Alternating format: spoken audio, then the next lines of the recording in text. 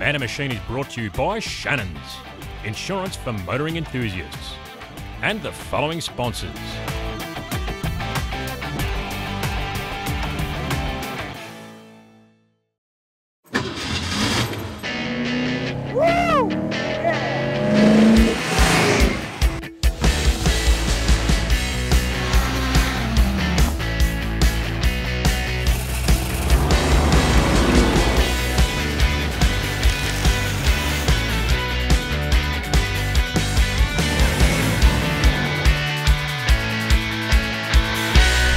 Unbelievable!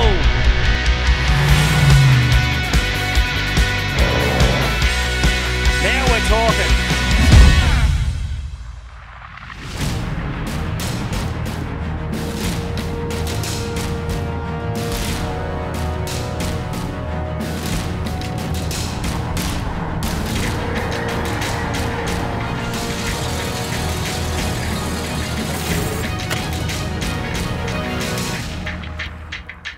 I'm here to visit a good friend of mine by the name of Les.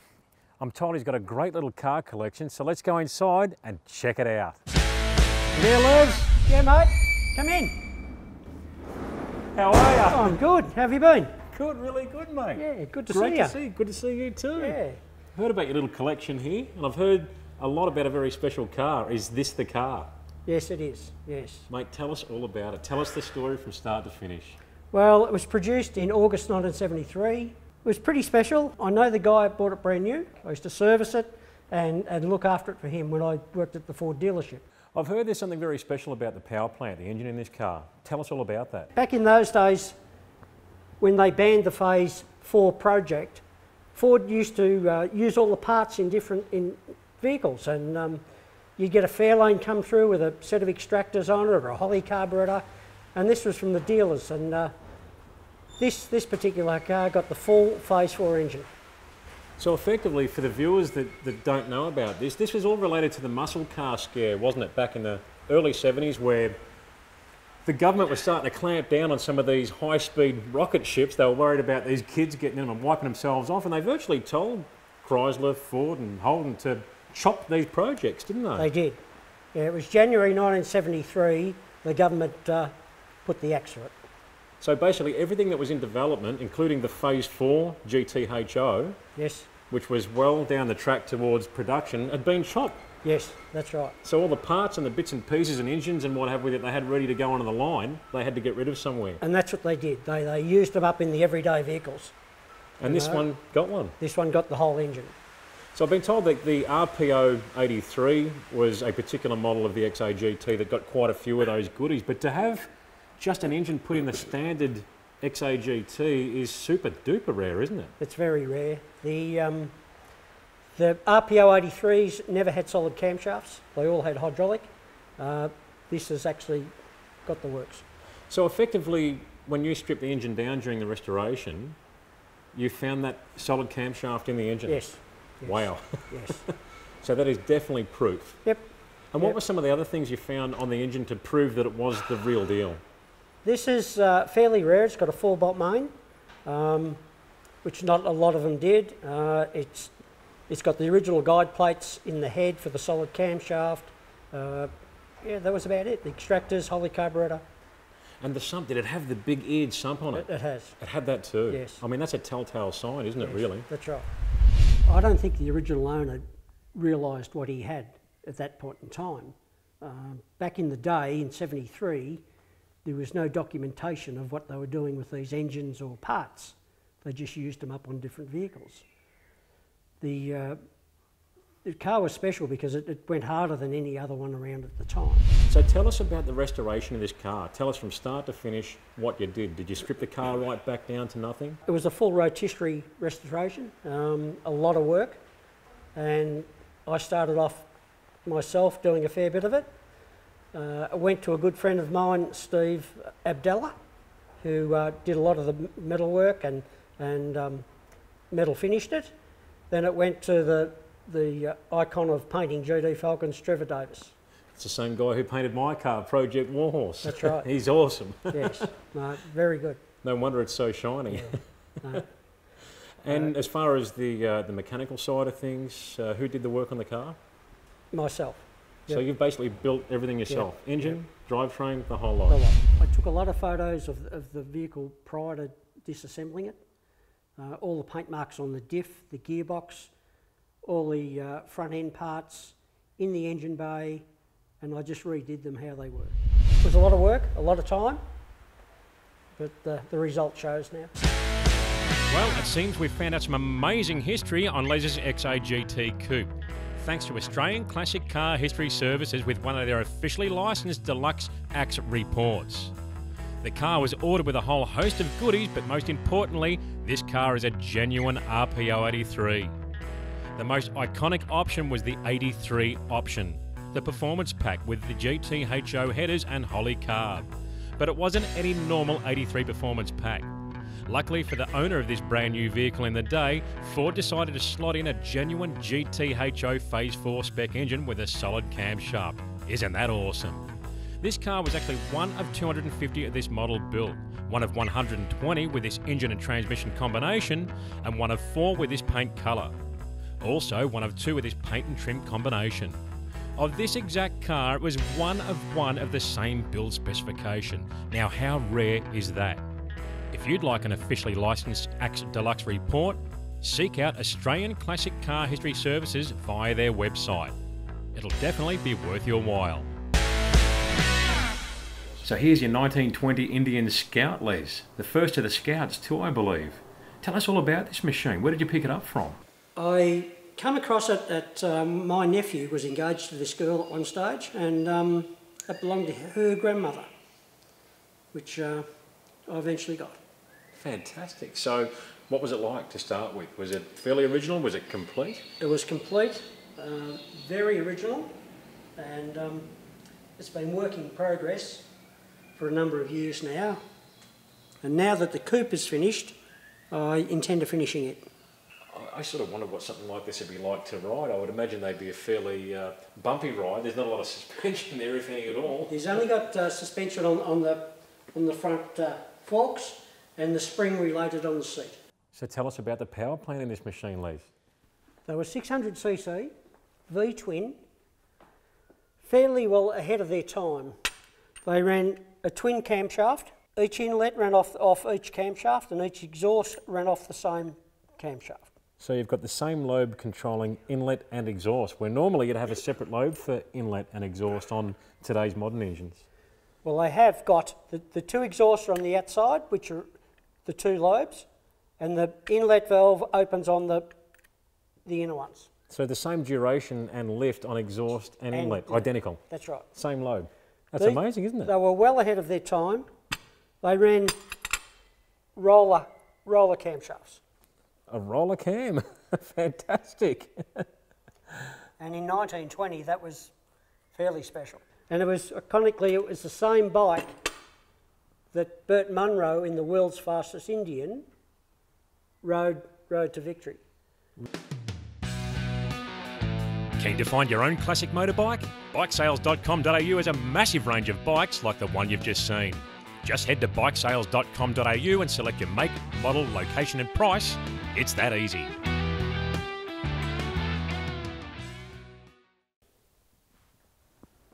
So Les, what do we have here? A T-model. 1923 T-model truck. Down the track, I hope to restore it. I have had it running. I've owned it for over 20 years, and I had it running about 15 years ago. So what do they like to start these things with the crank handle? There's no starter motor like a late model car, That's right. There is an option for a starter motor on these ones. And tell us about the power plant in these T models. They just a 4-cylinder.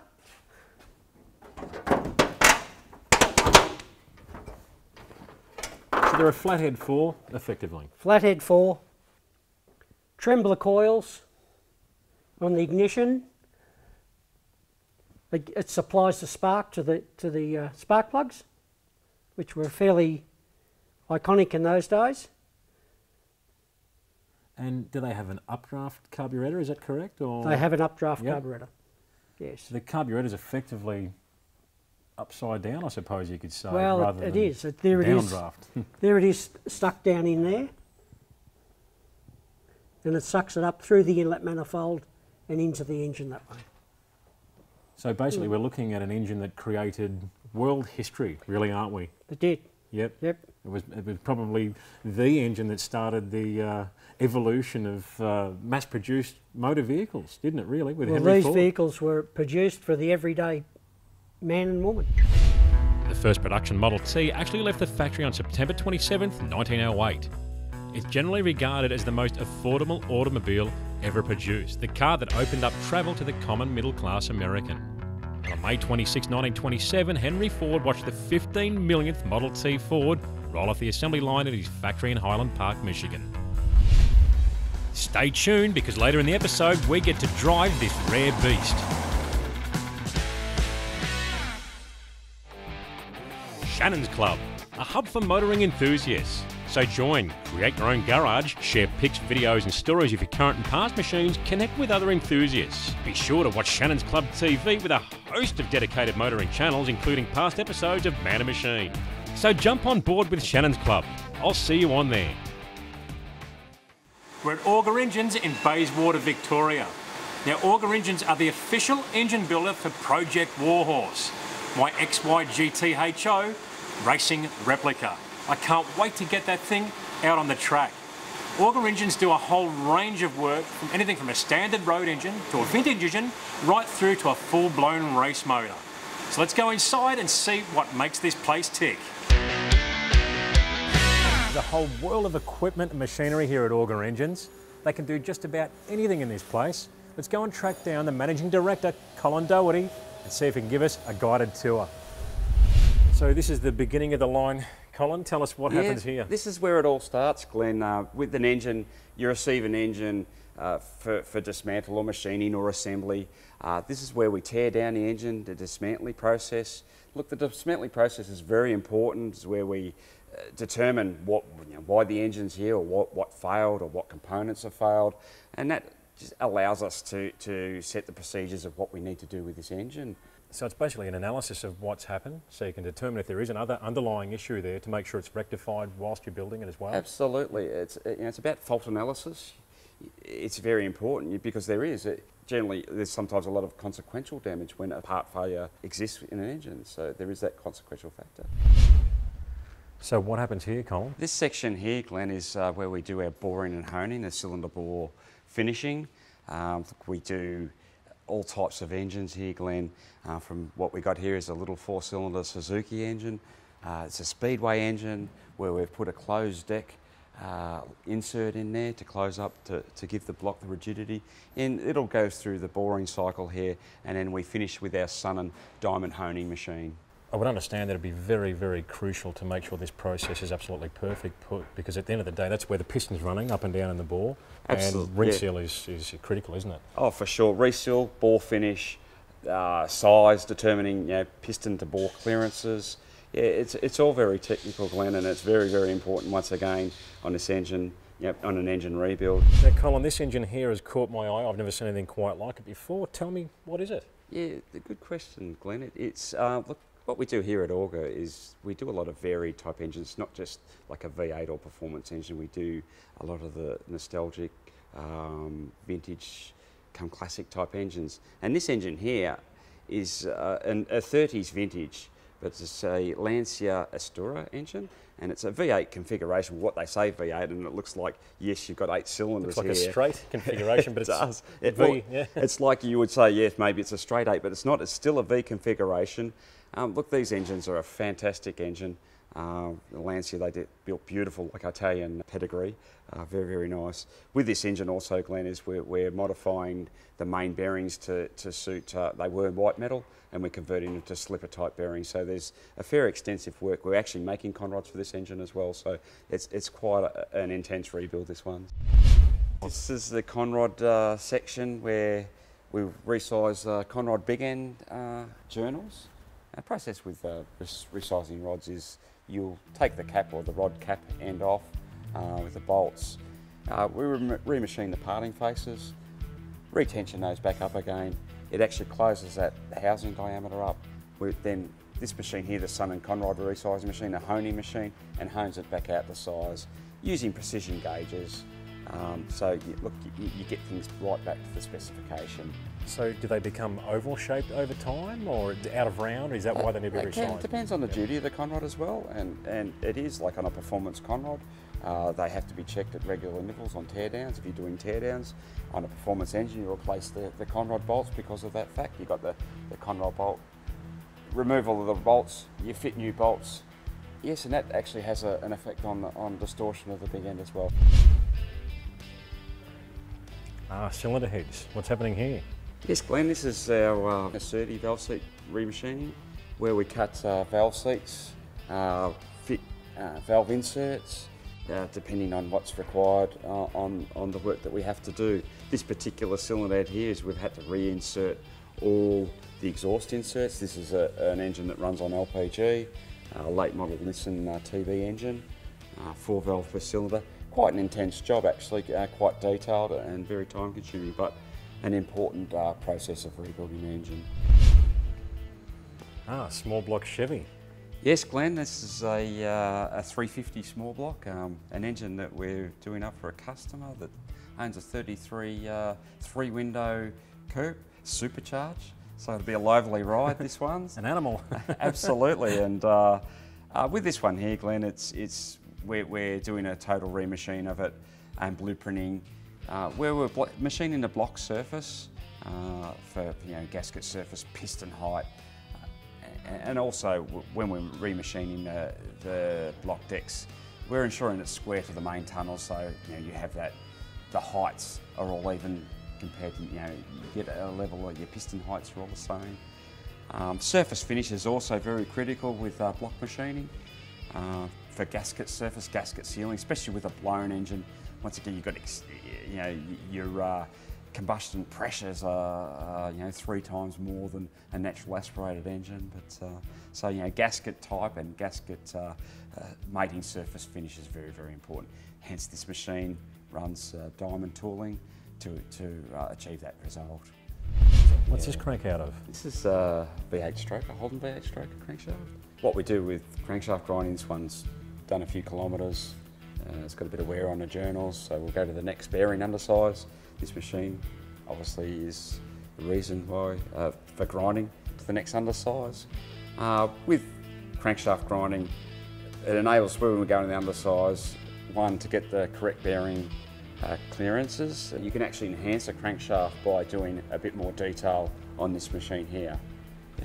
And there's only so far you can go with grinding a crank, isn't there? If the crankshaft is physically worn out, there's no more room left to grind, is there? Absolutely. Well, yeah, bearings, what bearing availability is what determine how far you can go with a crankshaft. But generally, if you've got to go to 30 or 40 thou undersize on a journal, the crank's going to be pretty sad. So, then it might have cracks or flaws or bent nose or worn nose. So we're generally fairly sceptical of when a crank needs to go that far undersized. But general from standard to 10 thou undersize is a pretty typical undersize when grinding a crankshaft. So what do we have here? Yeah, look, this is our assembly area, Glenn, assembly room. We've got a Rover 4.6 litre engine. This is an engine that with all Rover engines, we actually fit new sleeves. We replace with top hat sleeves. They have a tendency to crack behind the sleeves in the factory engines. But yeah, we're going to do a full assembly process on this engine. Engine assembly is a very detailed process, but cleanliness is probably really high on the priority of engine assembly. So very stringent cleaning processes, measurements of bearing clearances, piston heights, camshaft dial in. We will even go into valve spring pressures, rocker geometry, right over the whole engine. And we have a build sheet as we're going. And that ensures us that we've ticked all the boxes as we go along with our engine assembly. So basically this is where the buck stops. If you get it wrong here, this thing can fail in a very short amount of time. Yeah, and you're dead right. It's like, this is like your final inspection. This is your final inspection when an engine goes out the shop. Because if you don't get it right here, yeah, you're going to pay the price. And look, that's something we strive with quality. So our process, that's why in our build sheet, very detailed build sheet, basically instructions as we go along in each and every build. But also all builds do vary, so we have to be careful there with what we build and how we build it. Well, look, anyone can slap an engine together. It's not that hard, but it's a matter of building the engine correctly and precisely. And that's the difference between it lasting for the long haul, really, isn't it? Oh, yeah, it is, and it's to get the endurance and reliability and to get the engine to do what you want it to do. Very, very important process, Glenn. Yeah. Well, I hope you've enjoyed this little tour here of Auger Engines with Colin Doherty today. As you may well know, Auger are actually the official engine builder for my car, Project Warhorse. And right here is my baby, this beautiful 351 Cleveland. I can't wait to see this thing scream on the racetrack. Stay tuned to Man and Machine for the entire build process here at Augers. I can't wait to show you the whole process right through to engine dyno, getting in the car and getting out on that racetrack. Next time you see us here at Augers, you're going to see oiling system modifications being performed. Crucial for these engines to make them last. So stay tuned, you're going to love it. Hi, I'm Dennis, this is my 32 and I run Aeroflow. Hi, I'm Paul. This is my Attack 56 and I use Aeroflow. Hi, I'm Scott. This is Blown Inheritance, makes 1,700 horsepower and we depend on Aeroflow. Hi, I'm Graham Cowan. For race-winning performance, I choose Aeroflow. Aeroflow, way to go. Aeroflow, manufacturers of professional hose, fittings and a whole range of performance products to suit your vehicle. To download the latest Aeroflow catalogue, go to aeroflowperformance.com. Proud supporters of the Aeroflow Outlaw Nitro Funny Cars. Well, Les, thank you so much for letting us have a look at your little collection here today, mate. It's been an absolute pleasure and you've got some really interesting stuff. But I've got to say, the standout for me, the jewel in the crown, is this beautiful XAGT coupe. I wish I owned it. It is pretty special, Glenn. Would you like a drive? Are you serious? I certainly am. You're going to let me drive this car? Certainly. How could I say no? Let's do it! I can't believe it.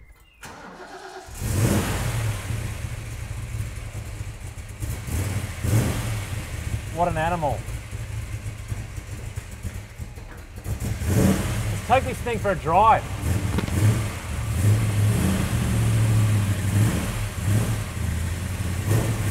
Sit tight.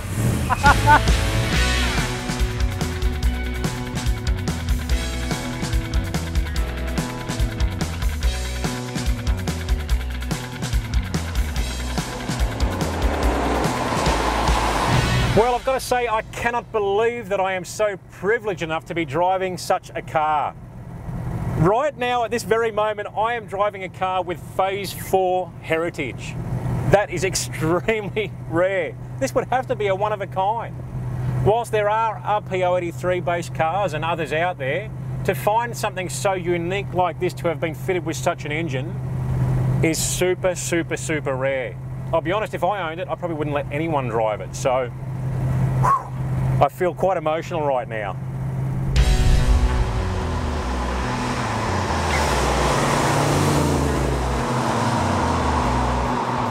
The first thing you notice with this car is it's a grumpy machine.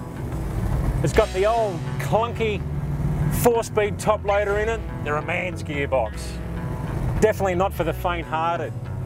And the camshaft, she's a little bit grumpy around idle and just off idle. She lumps over and carries away at highway speeds, but you know what? That's what a muscle car's all about. You know, cars are different these days. They're very refined. They effectively drive like they're on air. Everything does everything for you. They've got traction control and stability control, and these are a raw car. The driver was in control. And to me, that's what matters. You're at one with the vehicle, especially when it's a muscle car.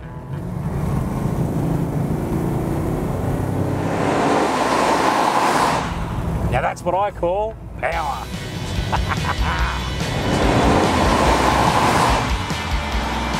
You know what else I like about these old cars? Not too much in the way of electronic gizmos. Check this out.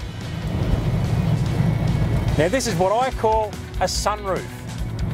Thing that goes the full length of the roof. I can't think of anything more awesome than driving around in a Phase 4 inspired vehicle with a sunroof looking up at those clouds. Of course, it is very important to look at where you're going.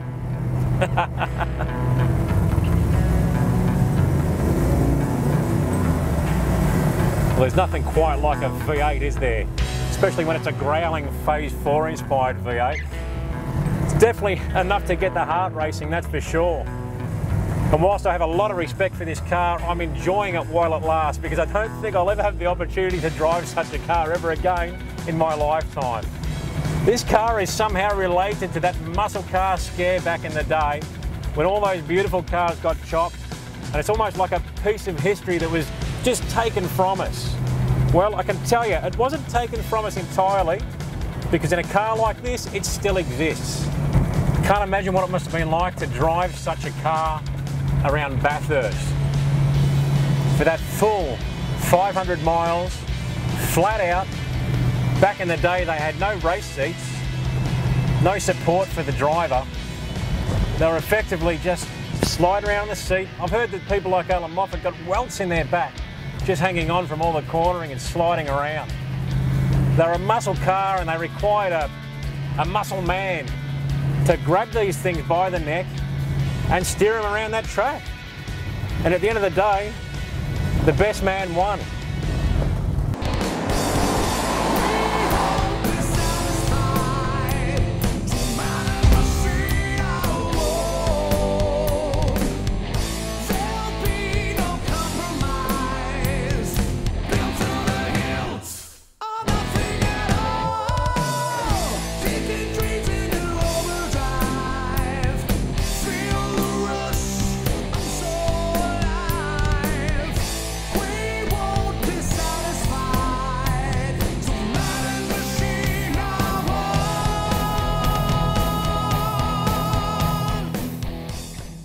Man and Machine is brought to you by Shannons, insurance for motoring enthusiasts, and the following sponsors.